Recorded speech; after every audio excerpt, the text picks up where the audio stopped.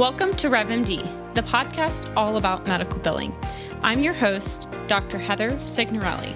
Join us as we break down the ins and outs of medical billing, discuss the latest trends, and also share insights to help you and your practice navigate the world of healthcare finances.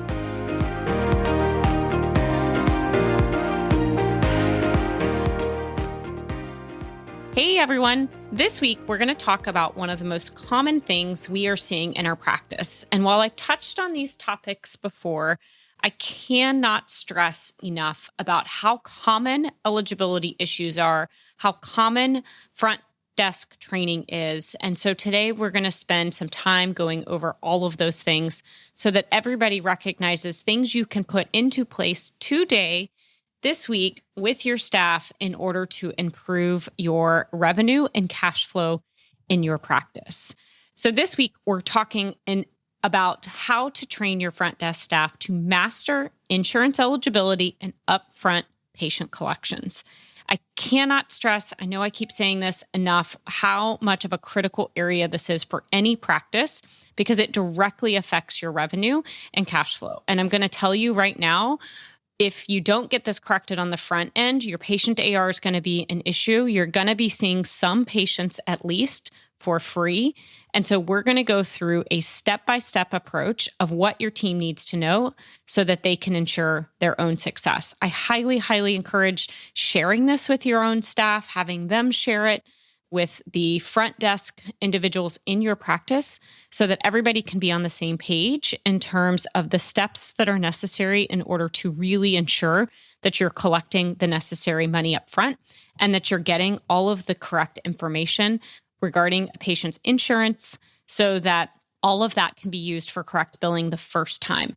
I will say I oftentimes see practices with heavy accounts receivable, whether that's insurance or patient, and it really stems from the eligibility process and that front end process. Again, billing starts the moment that patient calls for a patient appointment. So that's when billing starts. So we're going to go through the 4 steps that are really important for your front office staff to understand and comprehend so that everybody can be on the same page about how important it is to have really good eligibility process and also have a really good patient collection process. Because these go hand in hand, right? Because when you do eligibility on a patient, you are finding out how much that patient owes with a copay or deductible, and then you can collect that. And I think the key is those patients should not be left behind the doors, go behind the scenes to see the physician without these things being done. So let's start with step 1. Let's talk about training on insurance basics so that everyone on the front office staff understands kind of key terms that they can explain to patients and that they can apply in their knowledge in order to understand what they should be collecting for a patient. So when a patient calls, right, and those patients are scheduling an appointment, obviously it's important to collect that insurance information, collect really the details behind that, right? Who's the carrier, subscriber information, who is the person that holds the policy, right? That may be a spouse, that may be a parent, but who actually holds the policy is really important. And then checking, obviously, if that carrier is in network with the office. It's really important to ask questions to the patients about primary or secondary insurance, and really important to check that even if you have the carrier in network, you really want to make sure that the plan is in network. And all of that is done through a solid eligibility process. That eligibility process can really be something that is done through the payer portals, and we'll talk about that here on step 2.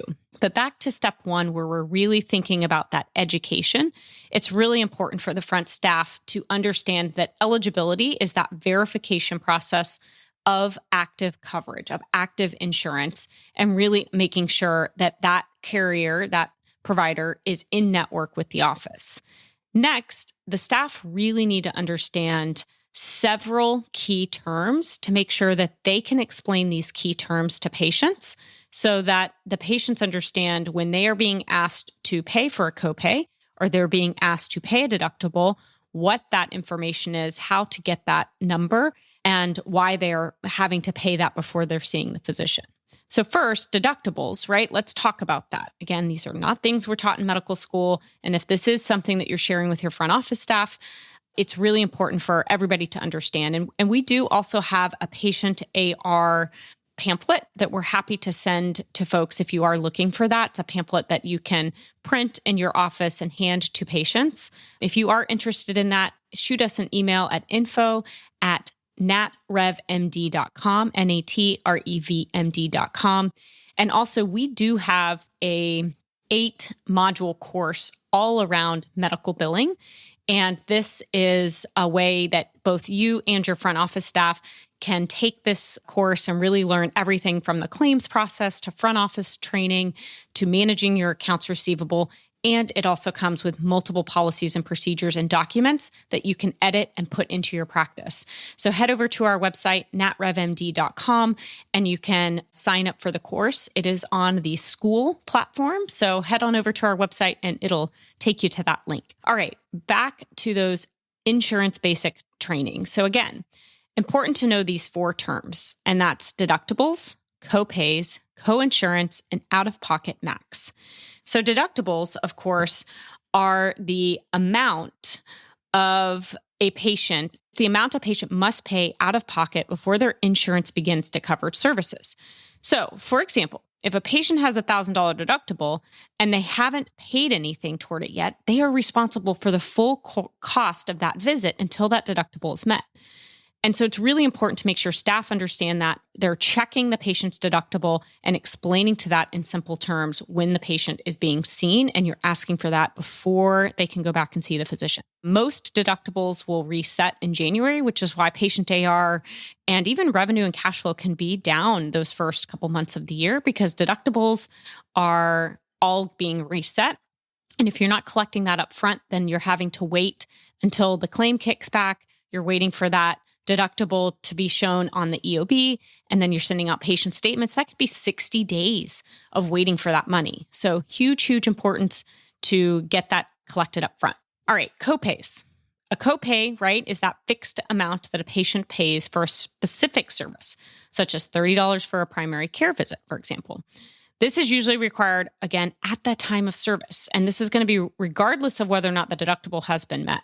So your staff need to be trained to always ask for the copay when they're checking the patient in. And oftentimes it's on the back of their insurance card. The next one to really make sure that everyone understands, and this one is a little confusing, is co-insurance. So that is that percentage of the cost of a service that a patient must pay after the deductible is met. So for example, if a patient has a 20% co-insurance for a $200 service, they're going to have to pay $40, and then the insurance would cover the rest. So again, really important to understand this piece so that patients understand, they have the educational material maybe either handed to them like a pamphlet or explained to them from the front office staff, so that when they get these invoices before they're seeing the physician, they're like, okay, yes, I understand. I get that I, as the patient, have a contract with the payer, and within that contract, these are the numbers I'm responsible for paying. Next is out-of-pocket maximum. So this is the most a patient will have to pay in a year for covered services. Once that limit is reached, the insurance company then covers 100% of the remaining cost. Again, we'll talk next about eligibility and how you find out these amounts so that your staff have the most updated versions. And do remember that sometimes these numbers aren't perfect in the eligibility checks, but it is important to at least get a rough idea. And again, correct for that if you do see issues going to the payer portals or calling the insurance is another place where you can really firm up the accurate information. Because usually the payer portals or calling the insurance directly do have the most updated and accurate information. Now, here's a training tip. With the staff, I think it's really important to have a policy and procedure, also have an opportunity to either have something recorded or real world examples, and even a script that reinforces these concepts with the front office staff. So whether it's a pamphlet, a script, or a combination of both, these are the things that patients really need to understand, and they're going to be more likely to pay their invoices, certainly upfront, if they understand these things. So next, step 2, we really want to make sure that there is a clear process for eligibility verification. So now that they understand kind of the key terms that they're going to have to look for when they do eligibility, right? Because you can see those fees, those amounts when you do an eligibility check. Now, where you find that information depends on your software, your billing software. It depends on the payer. So you're going to want to have specific instructions by payer, or at least have an understanding of which payers you may need to go directly to the portal instead of using your billing software. So obviously, when you're checking eligibility, that assumes that you've gathered all that necessary information when you schedule the patient. So you have the insurance information, you have the patient's demographics, their date of birth, all of the things that you need in order to check eligibility. It's ideal to do eligibility checks a couple days ahead of time, 2-3 days ahead of time before the patient's appointment. And that should just be a process that's in a checklist that on Wednesday, you're checking Friday's appointments, or on Monday, even you're checking for Friday's appointments to give you time to resolve any issues. So if you're checking Friday's appointments on a Monday and you first check the eligibility through your billing software, that's great. But they're not always going to give you 100% of the details. And typically they'll flag when something isn't accurate or something's wrong. I think the biggest mistake we see is that nobody's actually taking actions on those failures, right? They take the 80% that worked and they move on. So it's really important that you have to focus on the 20% of failures, right? I'm making that number up, but on the ones that fail so that you can resolve those issues. And oftentimes that's going to be the manual pain in the rear end part. You're going and signing onto the payer portal, you're checking the payer portals, you're calling the patient, you're checking with the patient if the insurance potentially changed or if the subscriber information was wrong, or even calling the insurance directly. Lots of things that can occur in order to resolve these issues. And again, none of these are the fun things to do. But if you don't fix them, then what happens is the billing company submits the claim to the wrong place. You're going to get a denial in, say, 15 to 45 days. Then now you're dealing with the failures on the back end, and you may not be able to reach that patient and get it corrected for. And you've missed an opportunity to then get the insurance copays or deductibles collected up front. So lost opportunity. So again, utilizing those payer portals or direct calls to the insurance is really, really important. And another thing is you really want to make sure that you're documenting all of these things within the EMR, within the billing software, so that if you do make a change, that change is noted, the updated subscriber information, the updated eligibility information, they are all there. And if you do have an HMO, want to make sure that any sort of prior authorization or referrals that are necessary are going to be completed and done and in the system for the billing team. So really important to have a step-by-step checklist for this. Make sure that the team is trained on this and make sure that they understand what their role is and on what days they have to do these things. I truly believe if you put into place a policy, you train and get staff to understand where they need to be doing these things and when, they are going to be more successful and less frustrated, which oftentimes leads to better job satisfaction. So again, we do have some of these things drafted already as part of our medical billing course. So head on over to our website at natrevmd.com and go to resources and go to billing course, and you'll be able to head straight over to the school platform to sign up. Now, the next step, step 3, is educating patients and setting those expectations. So it's really important to have a financial contract that you're providing to your patients when they come and start with the practice so that they understand their own financial responsibilities. And you are also communicating their responsibilities in multiple different checkpoints. So for example, when the patients are doing their pre-appointment, you need to make sure that they're getting a message before their appointment that they are going to be expected to pay any copays and deductibles and to be prepared for that. You can obviously send that by email or text or phone call, but you really just want to make sure that they know that, hey, we're doing eligibility. Any costs that are needed to be paid up front, such as X, Y, and Z, deductibles, copays, et cetera, are going to be something that you can communicate to them ahead of time. You can always offer to them to reschedule should they not want to provide payment, but outline the fact that, yes, they do need to pay. Yes, it needs to be done up front. And even something in there or in your financial contract that talks about financial responsibility being the contract that they, the patient, have with the carrier is also another really nice way to do it. Again, another time point to explain that financial responsibility is going to be at check-in. So when the patient arrives, the staff should be prepared to explain why they need to collect a copay or deductible. And again, you can use a simple script that allows the staff to explain to the patient something like, your insurance requires a $50 copay for today's visit. This goes towards the total cost of your care. We're going to be collecting that today prior to you seeing the physician. Obviously, you want to make sure that they have questions answered.